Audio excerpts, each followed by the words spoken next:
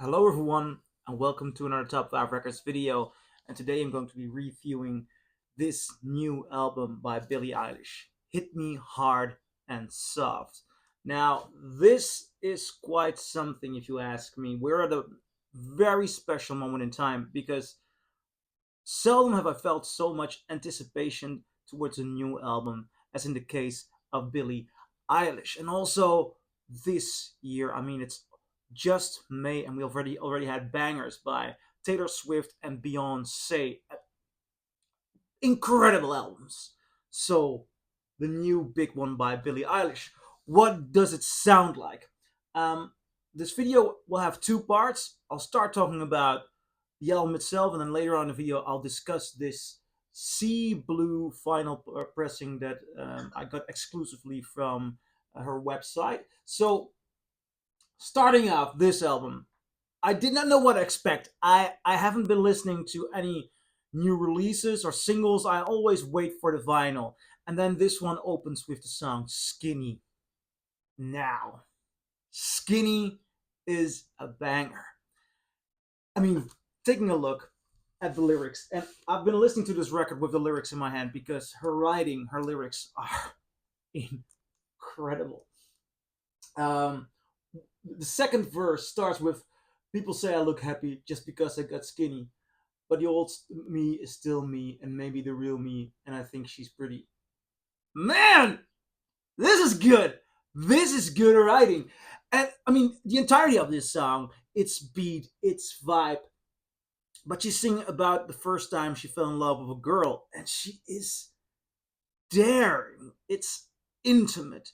It's fragile, but she's also there's a certain braveness in the way she addresses it. She's very on one hand it's fragile, on another hand it's very secure of her sexuality, and that is such a powerful given.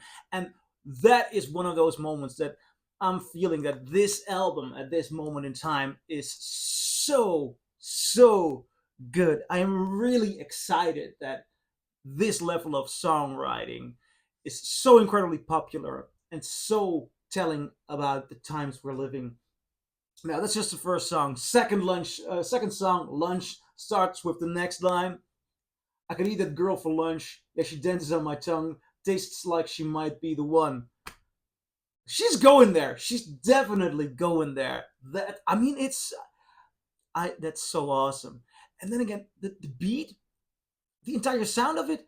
This is for me different territory in the world of Billie Eilish because usually she could be more powerful in her beats, and there are some very strong beats there, but they're mixed more gentle. The entire texture of the beat is more gentle.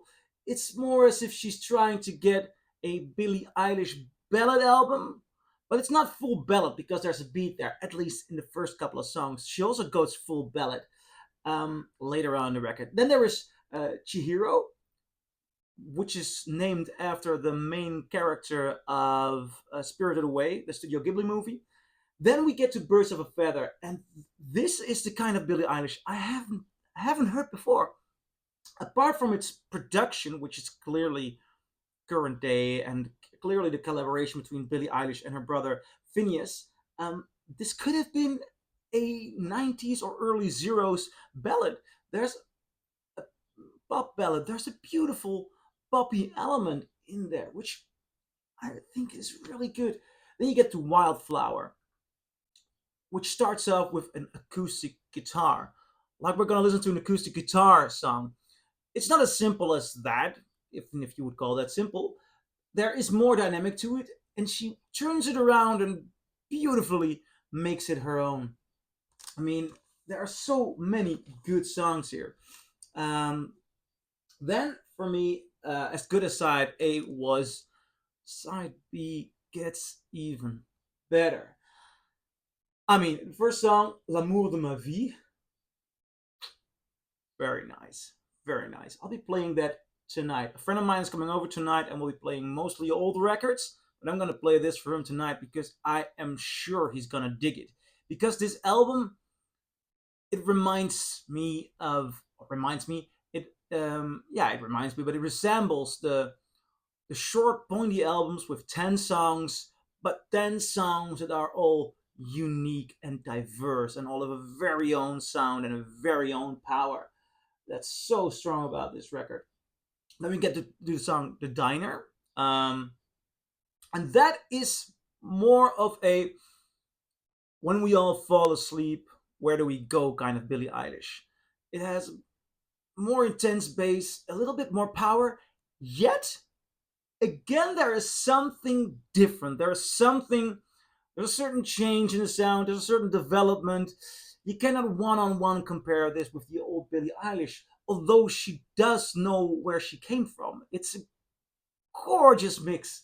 As you can hear, I'm very enthusiastic about it. Bittersweet is good. For me, the highlight of this album is the ending.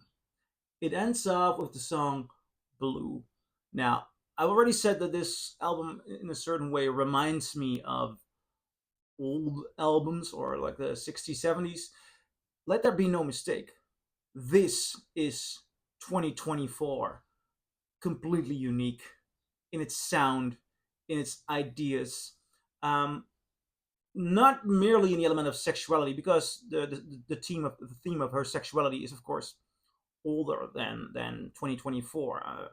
Glam rock was already flirting with bisexuality back then, but right now her entire tone is more gentle, sensitive, but without being a snowflake, if you know what I mean. She's very strong in her detail, in the recognition of her emotions, and that makes this such a unique record. Yet, with the song Blue, I am going to compare it to old early Queen songs, or certain moments from the Beatles, like their a Day in the Life or their Golden Slumbers Carry That Weight, in that it's a song that constantly develops and gets you to new places. The way it starts is different than the way it ends. It's a humongous epic, which is beautifully, brilliantly structured. And I love these epics that just take the listener on a journey. After a while, there comes this moment in which there's this beautiful, soft ballad moment in that song in Blue, and then it changes. Then you get another beat, a very tight beat, and then I hear a male voice. I guess it's Phineas. I checked the credits. It's Phineas. It's her brother singing, and he does a very nice job. And then they sort of like this, the voices sing together, and then it goes on to another level and a beautiful violin. Man, this album is good. It's really good. And 2024 is already an amazing year with a very good album by Taylor Swift, with an incredible masterpiece by Beyonce, and this might be another masterpiece by Billie Eilish. What an awesome year. Now, as I promised, I'm going to talk about um, some of this pressing, because I ordered this through her web shop, which is based in the US, but they sent me to the record store platenzaak.nl because they distribute it in the Netherlands for BillieEilish.com. So I ordered it, and I got the Seablue vinyl. I'll show you in a bit. And they delivered it already in this seal. And when I looked, or it's not a seal, it's a thin, thickish. It's thicker than the sleeves I use. But I found online that if you get the French pressing, there's this red sticker here. This doesn't have the French sticker. It's, as a matter of fact, the Czech Republic pressing. And I'm not too happy with that, because the pressing plant over there is not as good as the French one. And there are moments in which you can see that. I do like the idea of this sleeve, though. But the cardboard, we've got a beautiful gatefold sleeve with very nice artwork. I love the way it's being presented. The pictures are incredible, but it's very thin cardboard. And when you're paying for a special edition, you shouldn't make it this thin cardboard. I'm not sure if the French pressing has the same thing, but it's not just a cardboard that is just too thin. The inner sleeve, take a look. I got it, and already the vinyl pops out here. So the quality is not too good. I love the design on the inner sleeve. Everything they've done in the United States, every element of the design is very good, but it's too thin, man. And this is a big album. Now I take out of the final. I didn't clean the final before I played it. It was full of gunk, trash from the record plant. Now I understand that this is a popular album, so they'll be pressing a lot of them. But please, better quality. I'll give it a cleaning after this. But I wanted to listen to it immediately and do the review. I do love the color on the vinyl. It's the Seablue one. I really like that. Nice texture.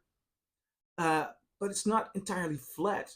I saw my needle bumping up and down. I did not hear that though. I did not hear that, luckily. But in every element, I noticed that this Czech Republic pressing, and they did not tell me I'd get the Czech Republic one. I went especially online to get a right pressing. It's just not the best shape. So if you're able to find a French one, I hope the French one is of better quality. Get a French one or an American one, because this is just too thin, and I would have loved the hype sticker here. Sorry about that. So that's my review of the new album Hit Me Hard and Soft by Billie Eilish. I'm curious, what do you think? Do you agree? Do you disagree? Leave a comment below and I'll see you in my next video. Bye.